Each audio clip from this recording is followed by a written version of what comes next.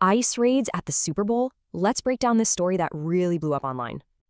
The media started sounding the alarm. They were saying a huge ICE operation was coming for the big game. And this quote really sums it up. People saw it as a threat, pure and simple.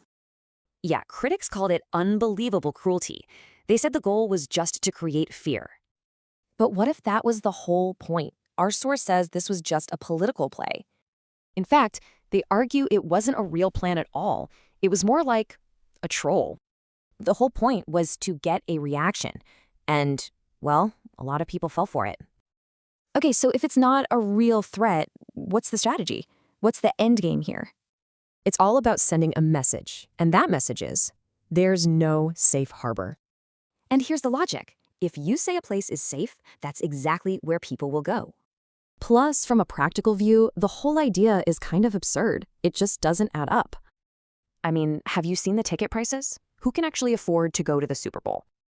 Over $19,000 for the cheap seats. The people they'd be looking for probably aren't there.